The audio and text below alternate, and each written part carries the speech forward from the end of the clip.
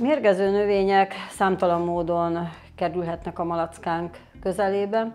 Egyrészt dísznövényként is rengeteg mérgező növényt tartunk, aminél arra gondolnunk kell, hogy hiába tesszük magasra, annak le fognak potyogni esetleg a virágai, le fognak potyogni az elszáradt levelei, és a malackánk ezt ragyogóan megeheti, amit hogyha jelentősebb mértékben történik, vagy hogyha a növény erősen mérgező, akkor akár halálos balesetet is okoz.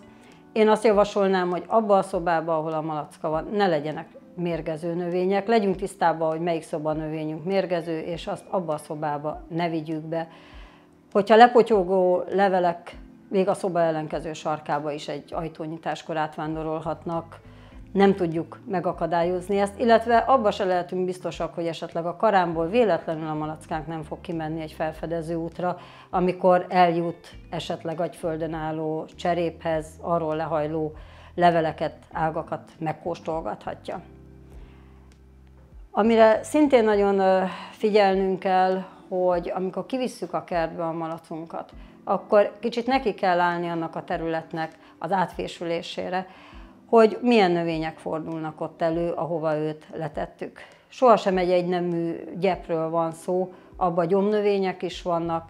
Azért érdemes odafigyelni, kicsit rákeresni, fotó alapján is már nagyon sok határozó működik, megnézni, hogy milyen növények vannak ott. Ami bizonytalan, azt esetleg távolítsuk el arról a területről, ne tudja megenni a malackánk.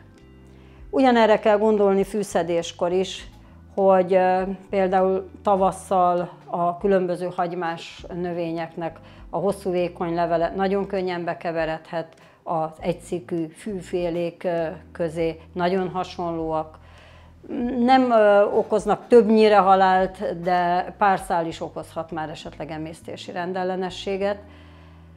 Illetve csemegének nagyon sokan szednek különböző gyomnövényeket, amik például egy pittypang nagyon egészséges tud lenni kis mennyiségben, egy utifű, egy pásztortáska, de tisztába kell lenni azzal, hogy mit szedünk, illetve fel kell tudjuk ismerni a hasonló növényeket. Ha valakinek ez nem megy, nem tájékozott ebben, inkább ne szedje, mint ha abból indulunk ki, hogy csak sárga virágja van, hát nagyon sok sárga virágú mérgező növény is akad, nem csak a pittypang az. Tudom, hogy ez egy picikét így ilyen gyermetegen hangzik, de ezzel kapcsolatban annyi kérdés és probléma vetődik fel így a gazdik részéről. Picit elszakadtunk a természettől, kevesen ismerik ezeket a növényeket. Nem kell erőltetni, ha nem megy. Csak tényleg ne okozzunk ezekkel károkat. Ami még szintén bekerülhet, és valójában nem mérgező növény, de a gyógynövények is újra a reneszánszukat élik, ami egy jó dolog, csak ott is tisztába kell legyünk azzal, hogy nem malackára van kipróbálva, tisztába kell legyünk azzal, hogy az emberi testtömegre van kitalálva. Van, amire érzékenyebben reagálnak, van, amire meg sokkal kevésbé érzékenyen, mint ahogy az emberi szervezet. Ne próbálgassuk ezeket a különböző gyógynövényeknek a házi alkalmazását, szintén vezethetnek mérgezéshez.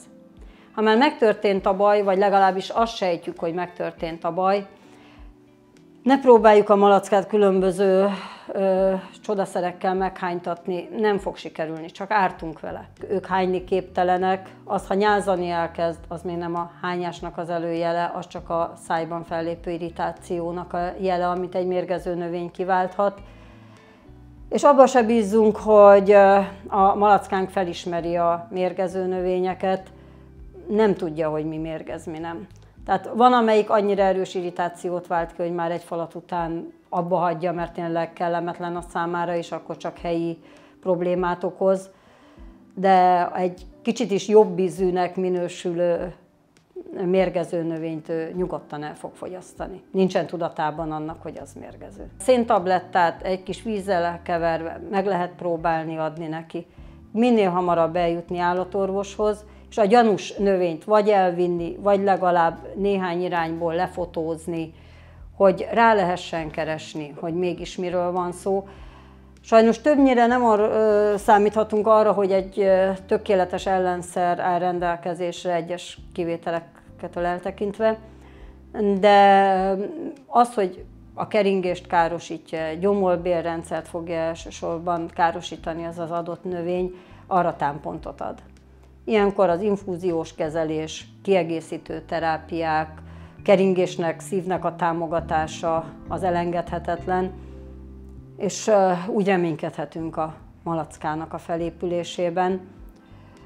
De itt mindenképpen a megelőzésen van a hangsúly, és természetesen azon, hogy mi hamarabb akkor eljusson állatorvoshoz. Ha éppen egzotikus azonnal nem elérhető, akkor az egyéb rendelőknél is természetesen a kezelést igénybe lehet venni. Itten az, hogy infúzió és a kezelés megkezdése minél hamarabb legyen, az nagyon fontos tényező.